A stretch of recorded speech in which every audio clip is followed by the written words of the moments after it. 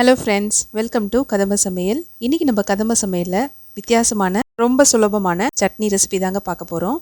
இந்த வீடியோக்குள்ளே போகிறதுக்கு முன்னாடி ஃபஸ்ட் டைம் பார்க்குற நண்பர்கள் நம்ம சேனலில் கீழே சப்ஸ்கிரைப் பட்டன் இருக்கும், அதை ப்ரெஸ் பண்ணிவிட்டு பக்கத்தில் இருக்க பெல் பட்டனையும் ப்ரெஸ் பண்ணிக்கோங்க. அப்படியே ஷோ நோட்டிஃபிகேஷன் எனேபிள் பண்ணிக்கோங்க. அப்போ தான் நான் போடுற வீடியோலாம் உங்களுக்கு உடனே நோட்டிஃபிகேஷனாக வரும். வாங்க வீடியோக்குள்ளே போயிடலாம். இப்போ ஒரு வானல் வச்சுக்கலாம். அதில் 2 டீஸ்பூன் எண்ணெய் காஞ்சதும் 1 டீஸ்பூன் உளுத்தம்பருப்பு, ஒரே ஒரு வரமிளகாய் போட்டு இதை கொஞ்சம் நல்லா வறுத்துக்கலாம். உளுத்தம்பருப்பு கொஞ்சம் லைட் ப்ரௌன் கலரில் மாறணும்.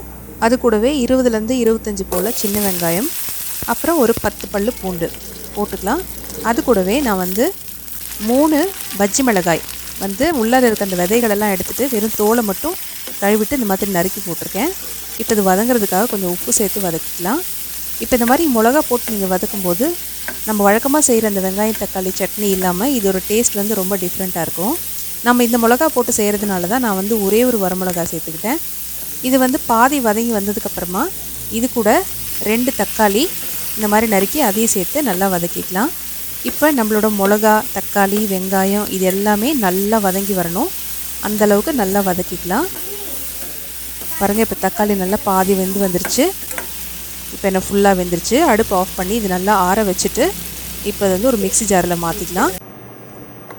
நல்லா ஆறுனதுக்கப்புறம் இதில் போட்டுட்டு நல்லா அரைச்சி தாளிச்சிக்கலாங்க. இப்போ நல்லா அரைப்பட்டாச்சு. வழக்கம் போல் எண்ணெய் ஊற்றி கடுகு, உளுத்தம் பருப்பு, கருவேப்பிலை போட்டு தாளித்து இதில் போட்டுக்க வேண்டியது தான். அவ்வளோதான். ரொம்ப சிம்பிளான ரெசிபி தான், ஆனால் டிஃப்ரெண்ட்டாக இருக்கும். கண்டிப்பாக ட்ரை பண்ணி பாருங்கள். உங்கள் எல்லாருக்கும் பிடிக்கும் நம்புகிறேன்.